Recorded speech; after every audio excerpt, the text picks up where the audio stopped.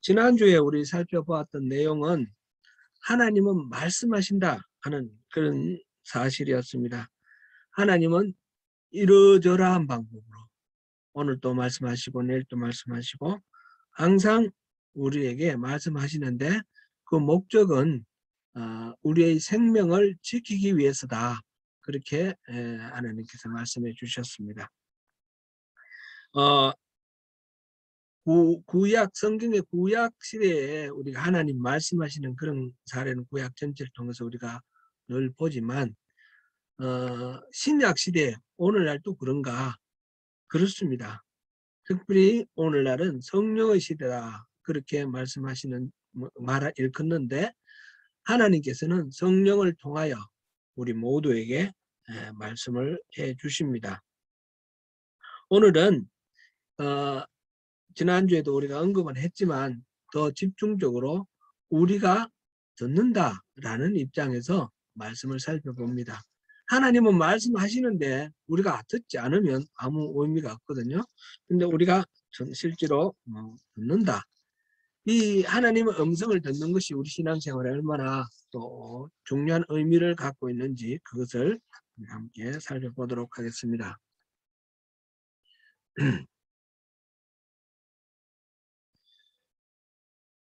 모든 그리스도인은 하나님의 음성을 듣는다.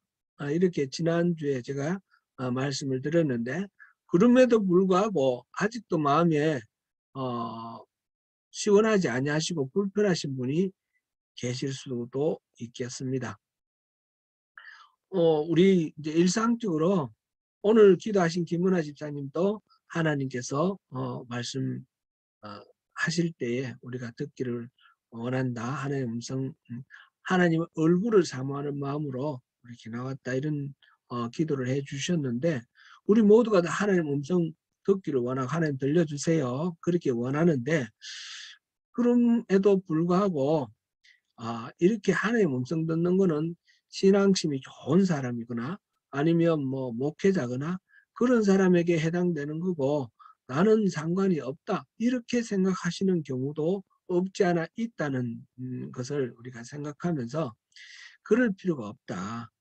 모든 그리스도인은 다 하나님의 음성을 들을 수 있고 실제로 듣는다라는 것을 오늘 성경 말씀을 통해서 확인해보고 우리가 하나님의 음성에 대한 우리의 태도를 우리의 마음을 그렇게 열린 마음을 갖는 것이 하나님의 음성 듣는데 중요한 요소가 된다는 것을 확인해 보고자 합니다.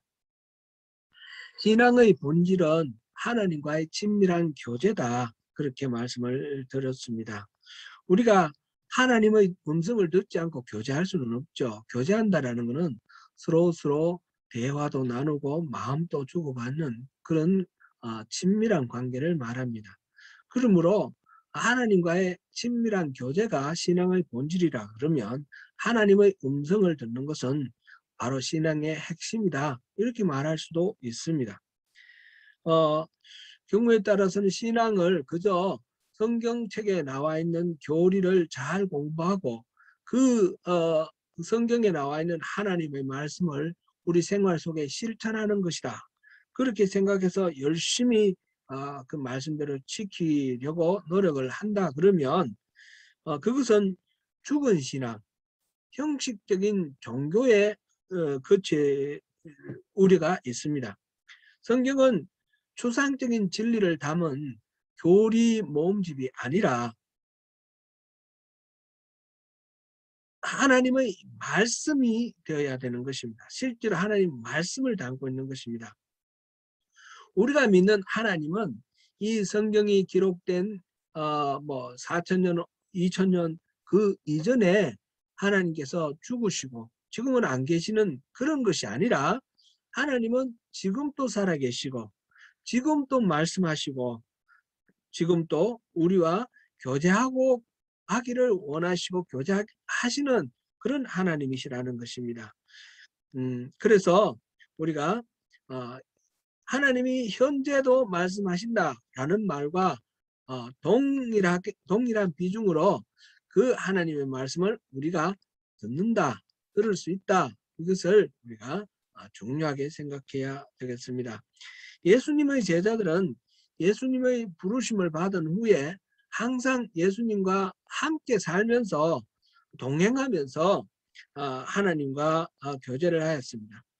우리의 신앙생활도 바로 예수님의 제자들이 그랬던 것처럼 예수님과 동행하는 그런 삶이 될 때에 우리의 신앙생활이 온전한 신앙생활이 될 수 있다, 이렇게 말할 수 있습니다.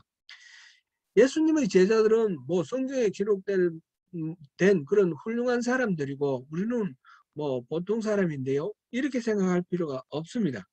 예수님의 제자들에게 가능했던 것은 우리에게도 똑같이 가능합니다. 먼저 예수님과 제자들 사이의 관계를 지난주에도 우리가 살펴보았는데 한 번 더 살펴보겠습니다. 요한복음 10장 3절에서 5절 말씀 같이 보시겠습니다. 같이 읽어보겠습니다. 문지기는 그를 위하여 문을 열고 양은 그의 음성을 듣나니 그가 자기 양의 이름을 각각 불러 인도하여 내느니라. 자기 양을 다 내어놓은 후에 앞서 가면 양들이 그의 음성을 아는 고로 따라오되 타인의 음성은 알지 못하는 고로 타인을 따르지 아니하고 도리어 도망하느니라. 아멘. 여기서 양은 목자의 음성을 듣고 따라간다고 말씀하셨습니다.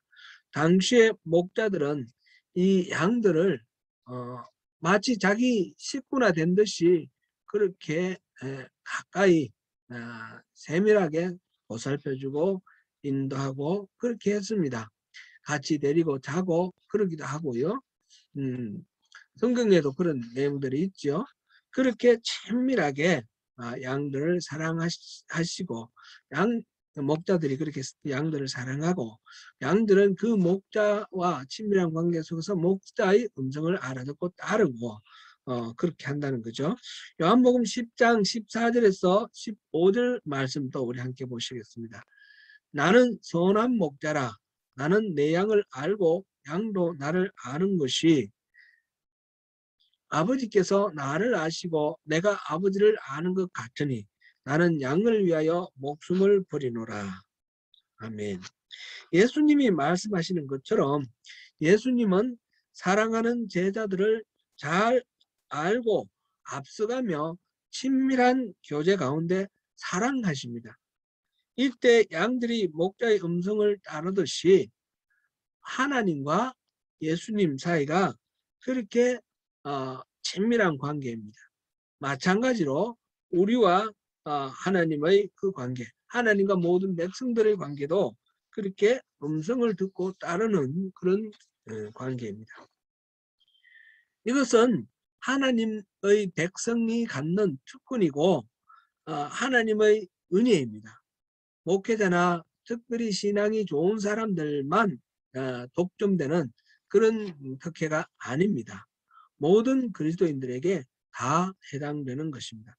오늘 본문 우리가 요한복음 10장 22절부터 30절까지 우리가 보았는데 이 내용은 수전절에 있었던 이야기입니다. 수전절 절기는 뭐 이게 지나가는 이야기지만 잠깐만 살펴보면 예수님이 수전절은 알렉산더가 그 헬라 제국을 만들었죠. 그때에 이 팔레스틴 지방 유다도 지배를 했는데 그 알렉산더가 죽고 난 후에 4개의 나라로 나뉘어졌습니다. 그때 이 처음에는 팔레스틴 지방을 가나안 땅 유다 지방을 이집트에 해당되는 포톨레마이오스 왕조가 점령을 했다가 나중에 지금의 시리아에 해당되는 그 셀류쿠스 왕조가 지배를 하게 되었는데 이 셀류쿠스 왕조 때에 에피파네스 4세라고 그랬나요? 그 왕이 아주 지독하게 헬레니즘 정책을 이 유다 지방에 관철시키려고 노력을 했습니다. 그래서 성전에다가 우상을 세워놓고, 그리고 제사장들을 잡아다가 뭐 돼지고기를 먹이고, 그게 불응하면 죽이고, 이런 식으로 극도로 이 종교적 탄압을 했던 헬레니즘을 주입시키기 위해서 유대교를 말살했던 그런 강압 정책이 있었죠. 그래서 그때에 이 유대 사람들이 독립전쟁을 했습니다. 마카베오를 중심으로 해서 독립전쟁을 해서 마침내 독립을 회복했습니다. 그럴 때에 그 오염된 성전을 수리를 하고 그것을 다시 하나님께 바치는 그런 날, 그것을 기념하는 것이 수전절입니다. 수전절, 숫자는 수리한다, 그런 뜻인데 영어 성경에 보면 Festival of Dedication 그래 됐죠. Dedication은 바친다, 그런 뜻이죠. 봉헌, 성전을 봉헌한 날을 기념하는 그런 절기입니다. 그 때는 요즘 달력으로 12월에 해당되는 겨울철에 해당됩니다. 예수님께서 이 수전절에 예루살렘에 올라가셔서 성전 안 솔로몬 행각에서 제자들과 대화를 나누시고, 그리고 거기서 문답하시면서 거닐고 계실 때에 유대인들이 예수님을 애워싸고 물어봤습니다. 당신이 그리스도이시면 밝히 보이십시오. 그렇게 말을 합니다. 예수님은 사실상 수도 없이 자신이 그리스도임을 밝히셨습니다. 요한복음 5장 17절 이하에서 보면 예수님은 스스로 하나님의 아들이다 라고 명시적으로 말씀하셨고, 6장 35절에서는 스스로 생명의 떡이다 이렇게 말씀하셨으며, 9장 5절에서는 내가 세상의 빛이다 그렇게 말씀하셨습니다.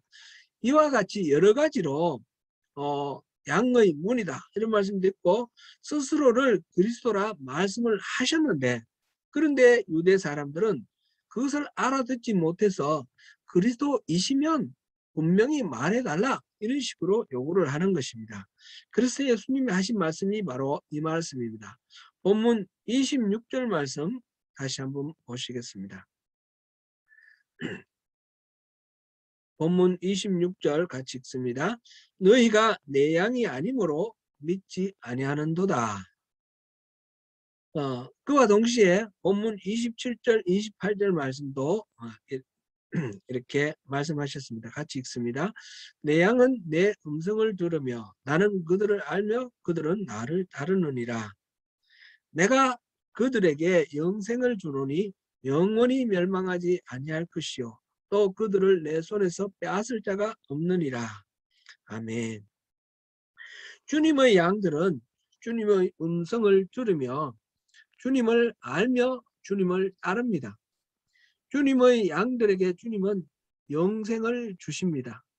주님의 손에서 주님의 양들을 빼앗을 존재는 이 세상에 아무것도 없습니다. 신앙을 하나님이 정해 주시는 어떤 규범을 지키는 것이다 라고 생각할 때 신앙생활은 참 고달퍼집니다. 해야 할 일도 많고 하지 말아야 할 일도 많고 수많은 억압 가운데 얽매이게 됩니다.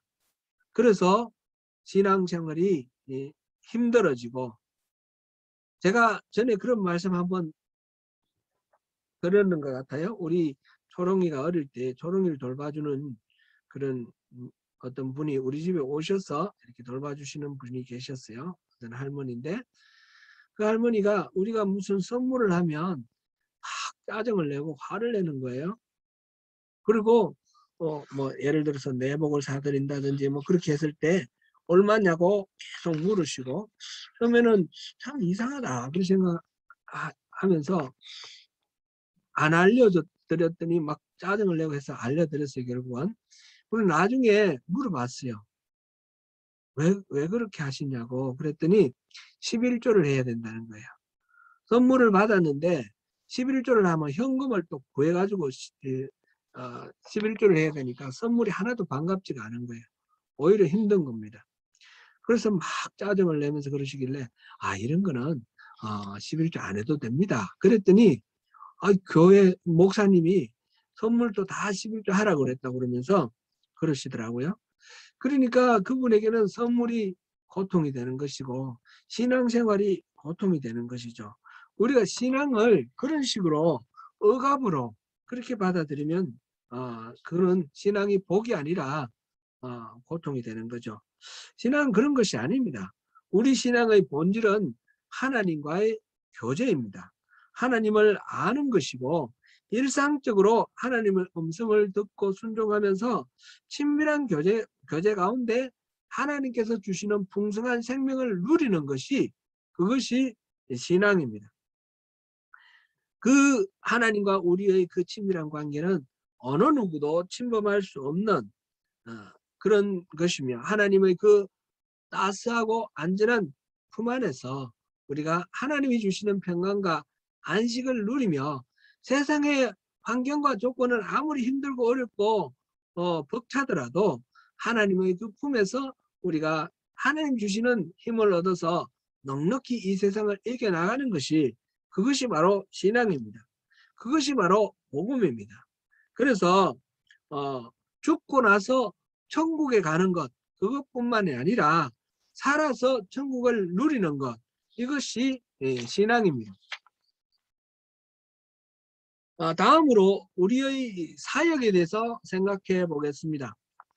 하나님의 백성들이 하나님의 뜻을 이 땅에 이루기 위하여 열심히 하는 일이 우리의 사역입니다. 사역을 하나님을 위해 뭔가를 열심히 하는 것만이라고 생각을 하면 그것은 오해입니다. 히브리서 11장에서 본 모든 믿음의 선배들, 그 선진들이 한 믿음의 행위가 어떤 것입니까? 그것이 다 사역입니다. 가령 노아가 하나님을 위해 뭔가 헌신을 해야겠다 생각하고 무언가를 했다고 한번 가정을 해보시죠. 그 당시 세상은 악으로 가득 차고 하나님을 알지 못했습니다. 그래서 노아가 하나님을 전하고자 부지런히 집집이 문을 두드리며 전도를 했다고 한번 가정해 보시죠. 이것은 노아가 바르게 사역을 한 것입니까? 그렇지 않습니다. 전도가 매우 중요한 일임에도 불구하고 노아가 한 일은 하나님의 뜻과는 아무런 상관이 없습니다. 기억하시지요? 히브리서에서 본 믿음의 선진들이 모두 다 공통적으로 그들의 힘으로 그들의 일을 하나님의 기쁨을 위해서 한 것이 아니라 그들을 통해서 하나님이 일하셨다라는 것입니다. 홍해를 갈 때 모세가 홍해를 가는 것이 아닙니다. 모세는 하나님의 말씀대로 지팡이를 들고 홍해를 향해 팔을 들고 서 있었습니다. 하나님이 동풍을 보내셔서 그 홍해를 갈라주셨습니다. 여호수아가 여리고성을 무너뜨리는 것도 여호수아가 가서 그 성을 파괴하고 무너뜨린 것이 아닙니다. 하나님 말씀대로 돌았고 함성을 질렀습니다. 3년 반 가뭄이 든 그 유다 땅에 비가 온 것은 엘리야가 파워풀해서 그렇게 비를 내리게 한 것이 아닙니다. 하나님께서 비를 내리기로 결정하시고 엘리야에게 기도하라 하신 것입니다. 구약 시대만 그런 것이 아닙니다. 베드로나 바울이 예수 그리스도의 십자가와 부활의 복음을 전한 일도 그렇습니다. 하나님이 이끄시는 대로 순종하며 나아갈 때에 하나님께서 일을 하셨던 것입니다. 하나님의 행하심을 보고 성령의 인도하심을 받을 때 사역이 이루어집니다. 사역은 근본적으로 하나님과의 교제 가운데 있어야 합니다. 그러므로 사역자는 먼저 하나님 안에 있어야 됩니다. 그래야 하나님께서 우리에게 넘치는 생명을 주시고 우리를 통해서 세상을 변화시키고 세상을 구원하시는 것입니다. 그러므로 하나님의 음성을 듣는 것은 우리의 사역을 위해서 아주 필수적입니다. 하나님의 음성을 듣는 것은 사실상 우리 신앙생활 전체에 반드시 필요한 것입니다. 예를 들어서 우리가 예배를 하는데도 우리가 정해진 순서에 따라서 찬송하고 기도하고 그냥 그렇게 순서를 밟는 그런 의식만 치른다고 예배가 되는 것은 아닙니다. 하나님이 참된 예배를 가리켜서 말씀하시기를 요한복음 4장 24절에서 예배하는 자가 영과 진리로 예배할지니라. This worshiper must worship in the spirit and in truth. 그렇게 말씀하셨습니다. 또한 빌립보서 3장 3절을 보시겠습니다. 빌립보서 3장 3절로 넘어가겠습니다. 같이 읽습니다. 하나님의 성령으로 봉사하며 그리스도 예수로 자랑하고 육체를 신뢰하지 아니하는 우리가 곧 알려봐라. 진정한 신자가 바로 우리다. 이렇게 할 때 하나님의 성령으로 봉사하며 그랬습니다. 하나님의 성령으로 봉사한다라는 말을 다시 한번 띄워주실래요? 하나님의 성령으로 봉사하며 영어 부분을 보려고 합니다. We who serve God 보니까 we who serve God by His Spirit 그랬습니다. Who serve God 하나님을 serve하는 것. 이거는 봉사하는 것이라고 우리말로 번역했지만 하나님께 예배하는 것입니다. By His Spirit, Spirit가 대문자가 됐죠. 성령에 의해서 하나님께 예배하는 것. 그렇게 영어 성경 NIV는 번역하고 있습니다. 바로 우리가 예배를 하더라도 그냥 내가 정해진 절차를 밟는 것이 아니라 성령의 인도하심대로 하나님을 예배한다라는 것입니다. 영이신 하나님 앞에 나아가 하나님을 만나고 하나님께 찬양과 기도를 드리고 하나님의 말씀을 듣는 전 과정이 예배입니다. 그 모든 순서가 성령의 인도하심으로 확립되었습니다. 시간이 흐르면서 그 성령의 인도하심을 잊어버리고 그저 형식만 따르게 되는 경우가 많습니다. 그것은 참된 예배라 할 수 없습니다. 성령의 인도하심을 확립되어 있는 순서를 따르더라도 그럼 성령의 인도하심을 예민하게 반응하면서 모든 순서를 따라야 합니다. 영적 전쟁을 할 때도 그렇습니다. 영적 전쟁은 내가 마귀와 싸우면 내가 이기지 못합니다. 하나님의 전신갑주를 하고 맞을 때, 곧 하나님이 나를 위하여 싸워주실 때에 그럴 때에 우리가 영적 전쟁에서 승리할 수 있는 것입니다. 그러므로 영적 전쟁의 비결은 방법에 있는 것이 아니라 하나님과의 관계에 있다라는 것을 확인할 수 있습니다. 우리의 모든 믿음 생활은 하나님의 음성을 듣고 순종하며 나아갈 때 가능합니다. 잠깐 정리해 보겠습니다. 하나님은 말씀하십니다. 이러저러한 다양한 방법으로 말씀하십니다. 옛날에만 아니라 지금 또 살아계시고 지금 또 말씀하십니다. 지난주에 우리가 살펴본 것이고요. 오늘 우리가 살펴본 내용은 하나님의 백성은 하나님의 음성을 듣는다는 것입니다. 하나님을 알고 사랑하는 그 친밀한 교제라는 신앙의 본질을 위해서 하나님은 반드시 하나님이 말씀하시는 말을 반드시 들어야 합니다. 그리고 우리의 모든 사역을 위해서도 하나님의 음성을 듣는 것이 필수적입니다. 뿐만 아니라 우리의 신앙생활 전부가 하나님의 음성을 듣는 것을 전제로 합니다. 그렇다면 우리가 모두 하나님의 음성을 들을 수 있습니까? 다시 한번 확인해 봐야 되겠습니다. 모두 들을 수 있습니다. 성경의 믿음의 선배들이 들었는데 우리가 듣지 못할 리가 없습니다. 성경은 위인전이 아니라 했습니다. 그들이 뛰어나서 하나님의 음성을 들은 것이 아닙니다. 그들이 하나님의 양이었기 때문에 하나님의 음성을 들었습니다. 우리가 예수를 영접하고 구원받아 하나님의 백성이라면 우리가 틀림없이 하나님의 음성을 들을 수 있습니다. 왜냐하면 하나님이 우리에게 음성을 들려주시고 우리와 친밀한 교제를 하기 위해서 우리를 창조하셨고 우리를 구원하셨기 때문입니다. 우리는 하나님의 백성이고 하나님의 자녀입니다. 이를 위해서 하나님은 독생자를 내주시고 우리를 구원하셨습니다. 우리는 예수님을 값으로 지불하고 산 예수님 자리의 존재입니다. 우리 안에 성령님이 계십니까? 고린도전서 3장 16절을 보시겠습니다.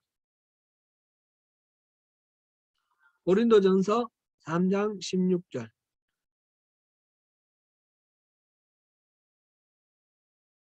같이 읽습니다. 너희는 너희가 하나님의 성전인 것과 하나님의 성령이 너희 안에 계시는 것을 알지 못하느냐. 아멘. 여기서 너희는 개인적으로 그 성도들을 일컫기도 하고 교회를 일컫기도 합니다. 그래서 우리는 개인적으로나 공동체적으로나 성전입니다. 즉 우리 안에 성령님이 살고 계십니다. 그 성령님이 우리에게 말씀하실 때, 우리 안에 계신 성령님이 말씀하실 때 우리는 그 음성을 들을 수 있는 것입니다. 하나님은 분명히 오늘도 말씀하십니다. 그러므로 이 하나님의 음성을 듣는다 할 때 어떻게 듣지? 그 기술, 기법을 배우려고 생각할 것이 아니라 하나님의 양으로서 하나님과의 올바른 관계에 들어가는 것을 우리가 생각해야 합니다. 여기서 한 가지 짚어볼 내용이 있습니다. 이것은 하나님의 음성에 대해서 잘못된 생각을 하는 잘못된 관점입니다.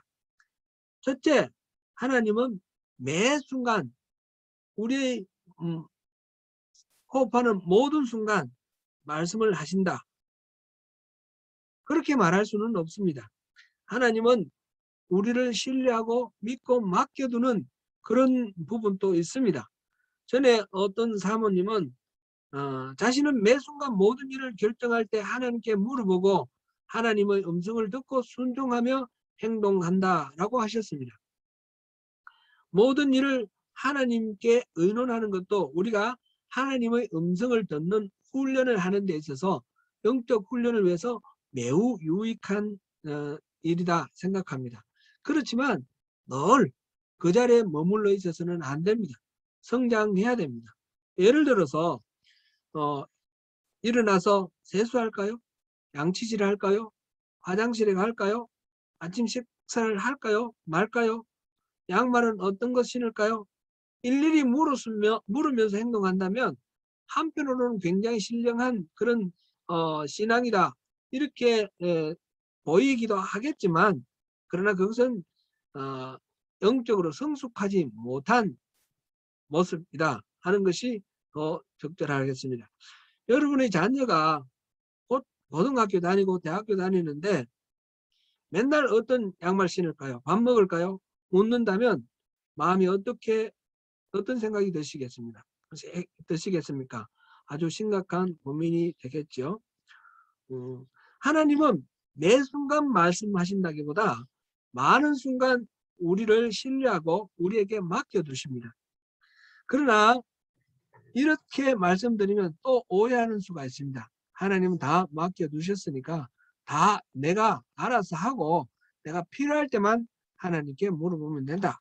이렇게 생각하는 경우도 있습니다. 이거는 하나님을 근심케 하는 그런 일입니다. 우리가 영적으로 성장해 가면 하나님이 나를 신뢰하고 맡겨두시는 영역이 점차 확대될 것입니다. 그러나 그 과정 속에서 우리는 끊임없이 우리의 중요한 모든 문제들에 대해서 하나님께 물어보고 하나님 음성을 듣는 것을 계속해서 훈련하는 것이 필요합니다. 이것이 영적 성장이고 이것이 영성 훈련입니다. 첫째, 하나님은 매 순간 말씀하신다. 꼭 그렇게 말할 수는 없다라는 것을 확인하였습니다. 둘째, 성경에 다 있다. 하나님의 말씀은 성경에 다 있다.